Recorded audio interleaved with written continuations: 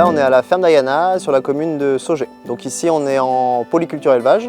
On a une partie maraîchage. C'est effectivement une micro-ferme. Pourquoi micro-ferme? Parce qu'on pratique la micro-agriculture bio-intensive. Donc c'est une agriculture qui en fait est non mécanisée et on essaie un maximum de se passer d'intrants, de pétrole, etc. Et donc pour la micro-agriculture, voilà, petite surface, très dense mais très productive. On travaille à deux, il y a moi et Oriane qui, elle, gère plutôt tout ce qui est partie transformation de nos produits. Alors nous, le projet, ça serait de créer un verger maraîcher. Donc l'idée, en fait, c'est d'associer arboriculture et culture maraîchère. Il y a plusieurs objectifs.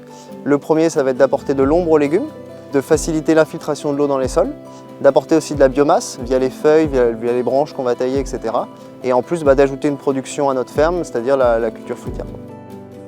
Pour financer le projet, on aurait besoin de 6 000 €. On est à peu près sur 300 mètres linéaires d'arbres fruitiers à planter. Mais on ne va pas se limiter à juste planter des arbres fruitiers, on va aussi travailler sur différentes strates de végétation. Donc il y a les arbres et après on va descendre en dessous. Donc il va y avoir des arbustes, il va y avoir des plantes médicinales un peu plus proches du sol, jusqu'aux champignons même. On voudrait ensemencer le sol de champignons pour avoir en plus une culture de champignons.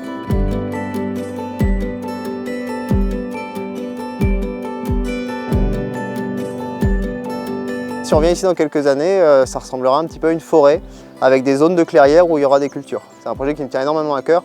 Pour moi, l'arbre, c'est un peu la clé de voûte du changement, on va dire, climatique pour résoudre ce problème. Et aussi pour l'agriculteur en général, l'arbre apporte tout un tas d'avantages sur une ferme, que ce soit au niveau production, biomasse, infiltration de l'eau, pour la biodiversité. Tout ça, ça a un réel intérêt. C'est pour ça que chaque année, on plante énormément d'arbres.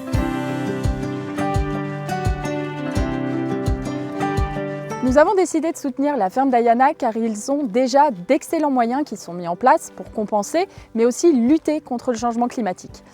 Il existe actuellement un cercle vertueux au sein de l'exploitation et grâce à la collecte, il y a une volonté d'aller encore plus loin avec la création du verger maraîcher. Et la création de ce verger permettra une séquestration carbone encore plus forte avec la mise en place de ce nouvel écosystème. Là, on est dans le jardin médicinal, donc c'est les plantes qui sont dédiées à la tisanerie et en même temps, c'est nos vivaces parce qu'en bas, on est sur le jardin des annuels et ici, on est sur des plantes pérennes. Donc c'est pour ça qu'il a une allure un petit peu fofolle, ce jardin, un peu plus naturel. C'est un jardin qui est vraiment sensuel en fait parce que c'est des plantes qui ont plein de textures, plein d'odeurs, plein de couleurs et donc vraiment, les sens sont hyper stimulés.